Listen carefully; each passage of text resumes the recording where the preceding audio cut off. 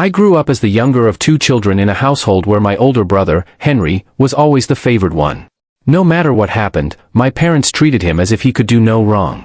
When Henry got poor grades in school, they would encourage him and offer help, but if I got anything less than perfect, they would express disappointment. Even though I performed well academically, I never received the same level of support or recognition. This favoritism extended beyond academics. For example, when Henry graduated from high school, my parents celebrated with a big party and gave him a new car. In contrast, I only received $500 and a casual pat on the back. Despite these inequalities, I didn't let resentment take over, but I felt an urge to make a life for myself, away from the dynamics at home. I left for college, moving to another city, and after several years, I earned my MBA. I found a job back in my hometown, and during those years, I only visited my family on birthdays or holidays. Henry's life had taken a different turn. He struggled through high school, barely passing. He later dropped out of college, and our parents helped him open a small hardware store to get back on his feet. I was happy for him and hoped he would find his way, but I needed to focus on my own life. Around this time, I had started dating a woman named Jenny, whom I had met in college. When we returned to our hometown, Jenny and I moved in together. She found a job quickly, and we were building a stable life together. During the holiday season of 2006, I brought Jenny to meet my family for the first time. To my surprise, my parents were unusually warm and welcoming toward her, which made me feel more accepted by them than I ever had before. I noticed that Henry kept looking at Jenny throughout the gathering, but I didn't pay much attention to it at the time. Shortly after that holiday, Henry started visiting us more often. Before, we used to see each other every few months, but now he was showing up almost daily, always in the evenings when Jenny and I were trying to unwind after work. Eventually, I had to set some boundaries and asked him to limit his visits to once a month, which he reluctantly agreed to. During those visits, he would engage Jenny in small talk, but it never crossed any major boundaries, so I let it slide. In 2009, I proposed to Jenny, and we shared the news with both our families. My parents were happy for me, but Henry gave me a brief handshake and quietly left the celebration I had organized. For 2 weeks after that, I didn't see or hear from him. At our wedding in 2010, Henry showed up with a date, whom he introduced as Kate. I was relieved, hoping that maybe now he could move on from Jenny and focus on his own life. Henry and Kate got married shortly after, but their relationship fell apart within a year, and they divorced in 2012. After the divorce, Kate reached out to me, revealing that Henry's obsession with Jenny had been a major factor in their breakup. She expressed her frustration with how distant Jenny had always been toward her, which only worsened their situation. I confronted Henry in front of our family, asking why his fixation on my wife had ruined his marriage. He denied everything, and though we argued, I eventually forgave him and told him he was no longer welcome at my house. Jenny and my parents encouraged me to reconcile, reminding me that family is important, so I chose to maintain some form of relationship with Henry, hoping things would improve. For a while, life returned to normal. Jenny and I were raising our 2 daughters, Alice, born in 2011, and Sarah, born in 2013. Meanwhile, Henry seemed to be trying to rebuild his life. But everything took a devastating turn in 2015. On July 25, 2015, Jenny and our daughters were spending the day with my parents. I was home alone, catching up on work and other tasks. In the afternoon, I received a furious call from my father, demanding that I come to their house immediately. Confused and alarmed, I rushed over. When I arrived, the atmosphere was tense. Jenny was crying, and my parents were consoling her. Some of my extended family, cousins, aunts, and uncles, were also present, adding to the overwhelming stress in the room. My parents confronted me with shocking accusations. They said I had assaulted a woman named Amanda, someone I had known from high school and occasionally hung out with. According to Amanda, the incident had taken place a few weeks earlier after a party at a local club. She claimed I had followed her to her car, assaulted her, and threatened her to keep quiet about it. Amanda had shown Jenny screenshots of messages she claimed were from me, which supposedly confirmed her story. My father was furious and slapped me across the face. Both my parents disowned me on the spot, declaring that they never wanted to see me again. Jenny, devastated and furious, told me our marriage was over. Despite my desperate attempts to explain that the accusations were false, no one believed me. I was thrown out of my parents' house, and my father warned me that if I tried to contact Jenny or the children, he would involve the police. The situation only worsened from there. Later that day, Henry shared the screenshots and Amanda's story with our entire extended family via WhatsApp. I was promptly removed from the family group chat, and former friends began calling me to express their disgust and sever ties. In the following days, I fell into a deep emotional spiral. I couldn't eat, sleep, or function properly. My boss called me in for a meeting, having heard the rumors. He told me that although no legal action had been taken yet, it was only a matter of time. To avoid tarnishing my professional record, he suggested that I resign voluntarily. If I refused, he warned that the company would have no choice but to terminate me without severance, which would severely damage my career. Reluctantly, I agreed to resign, knowing I had no real choice. By mid-August, I was served with 2 legal documents. One was a letter of disownment from my parents, formally cutting all ties with me, and the other was a divorce petition from Jenny. If this situation is based on real events, it sounds like you have been unjustly framed and cut off from those closest to you. You may need legal and emotional support to navigate this crisis. If you want guidance on how to proceed, consider consulting a lawyer to challenge the accusations. Therapy or counseling might also help you cope emotionally as you rebuild your life. I found myself in a dark place after a night of heavy drinking. I went to my parents' house, hoping for support, but when my brother saw me, he exploded in anger. He beat me up, reminding me of how I had been kicked out of the family. As the violence escalated, I ended up bloodied and barely able to stand. My parents and wife stood by, watching without intervening. When my brother was finally done, I staggered away, tears streaming down my face as the weight of my isolation hit me. I had lost everything and everyone I once knew. During my divorce, I stayed holed up in my room, avoiding the outside world. In the end, it worked out as best as it could have. I didn't have to pay child support or alimony since I was unemployed, and my ex-parents offered to support my child. By January 2016, I was officially divorced, but the process left me in shambles, struggling to pick up the pieces of my life. I longed to reach out to Amanda, but the thought paralyzed me.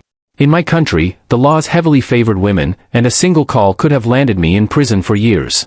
Then, in February 2016, I was in a serious accident that sent me to the hospital for 5 weeks. They called my emergency contact, which was still Jenny, but she hung up and never came. After my recovery, I realized that I had drained my savings and needed to stabilize my life, if only to secure a roof over my head. I sold all my furniture, cleared my rent, and decided to start over in a city 2 hours away. Initially, I struggled to find work and fell back into old habits of drinking too much. My mental state deteriorated further, leading to frequent thoughts of suicide. The dreams that haunted me caused Kim, my ex-wife, to wake in a cold sweat, her fear mirroring my own turmoil. This cycle persisted for 4 months until I ran into an old college friend named James. James was once the quiet kid in college, and I was surprised to see him recognize me. We caught up and he shared that he had just quit his job to start his own management consulting firm. He invited me out for drinks and, feeling the need to pull myself out of the darkness, I accepted his offer. I insisted on meeting him and his team before committing to anything. 2 days later, he introduced me to Derek, and during our initial meeting, I felt compelled to share my story with them, the breakdown of my marriage, my struggles with mental health, and my feelings of rejection. I broke down in tears, but to my relief, both men listened and expressed their sympathy. They assured me that my past wouldn't disqualify me, but James mentioned he would conduct a full background check for their peace of mind.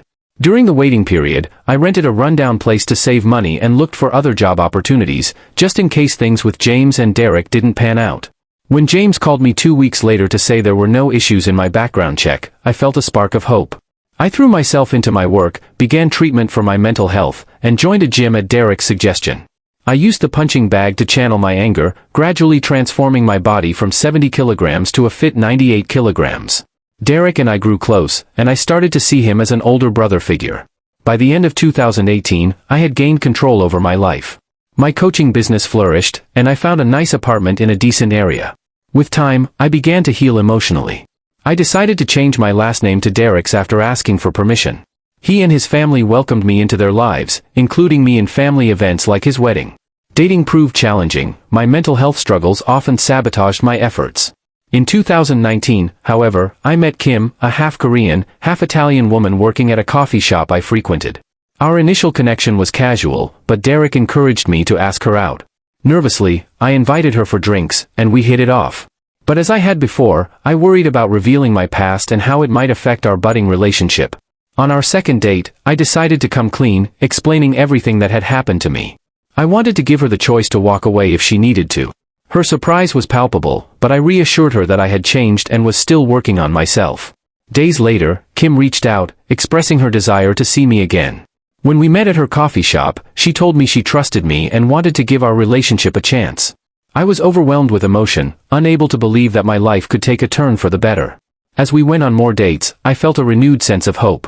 We even took a trip together to Europe, which was a much-needed escape. Then, in early 2020, the pandemic struck. We kept in touch through calls and video chats, maintaining our bond despite the distance. As things began to normalize, Kim asked to move in with me after losing her job.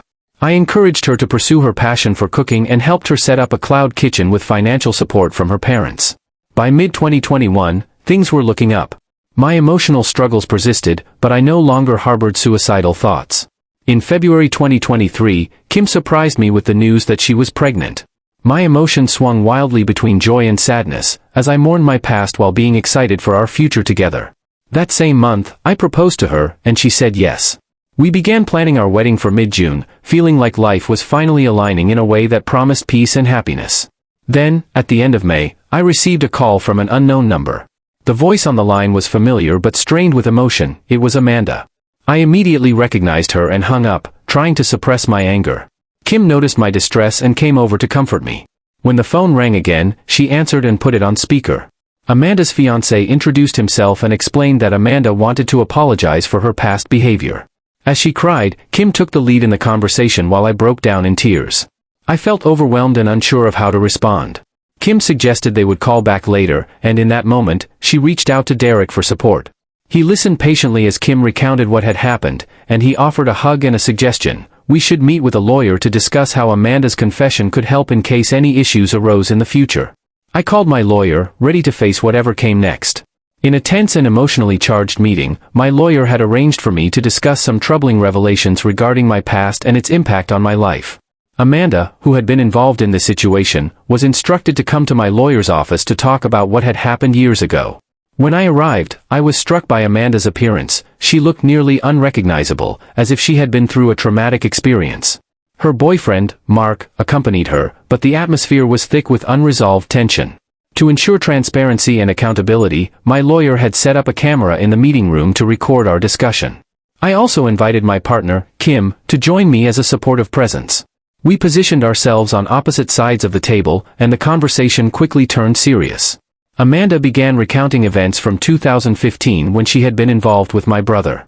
I learned that he had devised a plan that implicated both of them in a malicious act against me.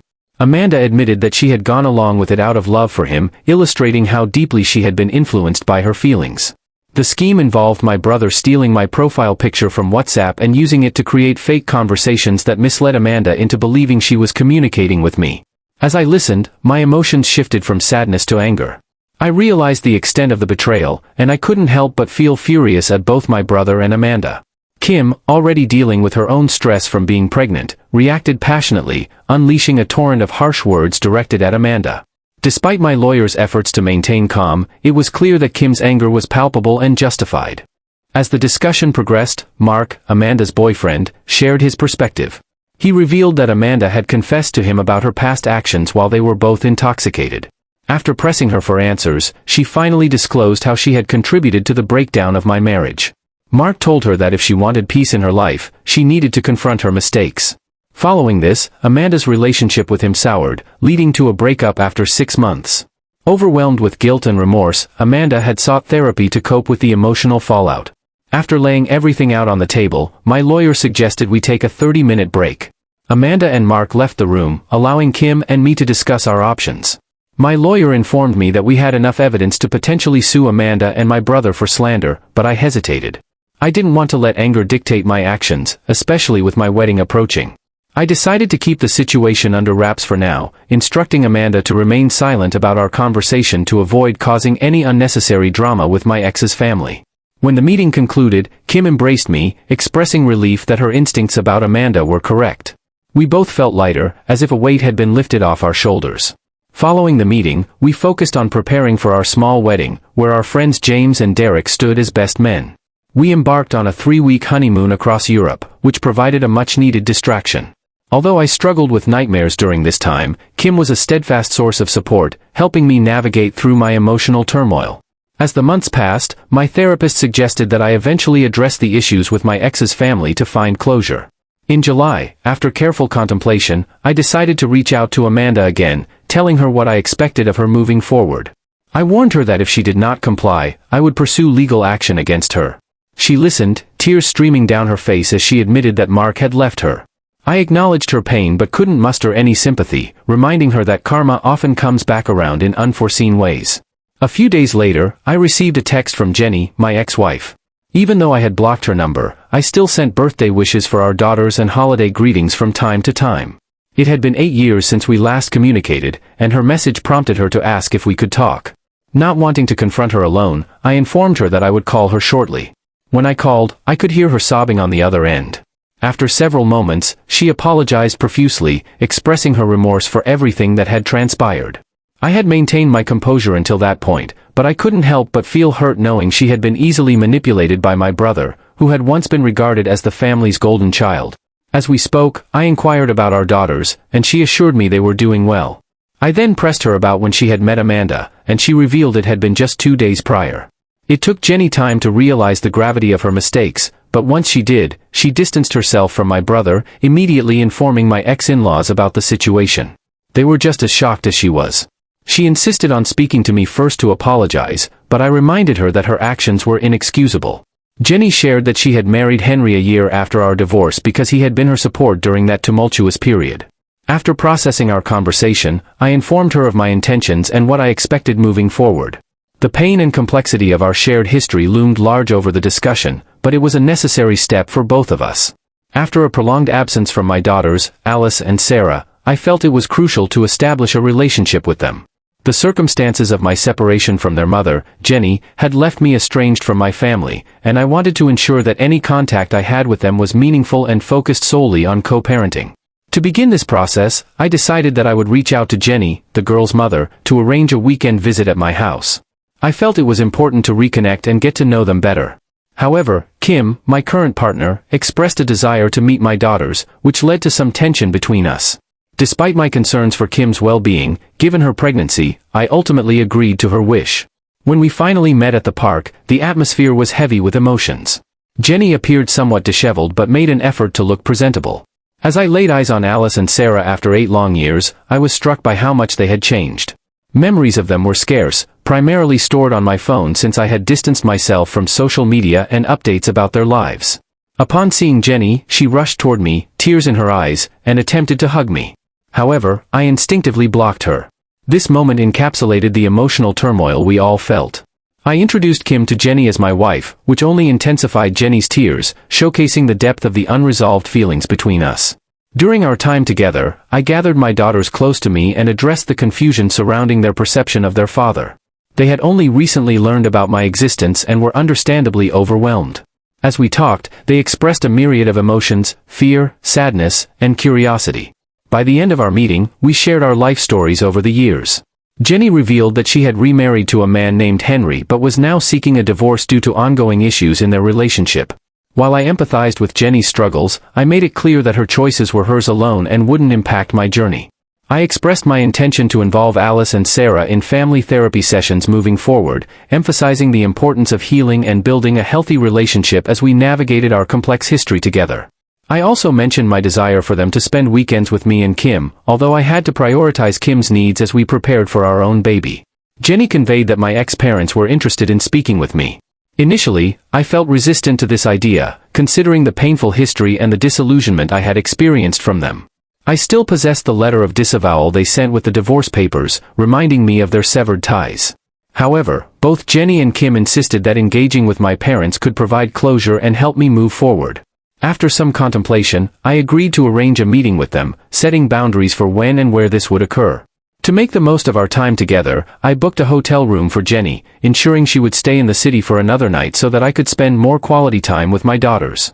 Our second day was filled with laughter and exploration as I took them around the city, deepening our connection. Before parting, both Alice and Sarah embraced me tightly, promising to see me again soon. I reassured Jenny that she wouldn't need to worry about transporting the girls to therapy. I would take responsibility for that. My therapist had recommended a practice in the city that could facilitate our healing process. As we began this new chapter, my therapist also reminded me that the girls would eventually need to learn about the troubling events in our past, particularly concerning my ex-brother. I knew this truth would be difficult for them to absorb, but I recognized it was a necessary part of their understanding. Amidst these developments, I wrestled with the lingering feelings for my ex-parents and how to navigate my past with Henry. Although I felt anger toward him for his role in my past with Jenny, I was hesitant to act on those feelings, especially considering that Henry has a daughter with my ex-girlfriend. I recognized that any action I took against him could have repercussions on that child's life. As I reflect on the challenges ahead, I'm seeking clarity on how to handle my relationship with my ex-parents, how to confront Henry, and how to build a healthy dynamic with Alice and Sarah without letting my past dictate my future. I'm open to any advice or insights you might have to help me navigate this complicated web of emotions and responsibilities.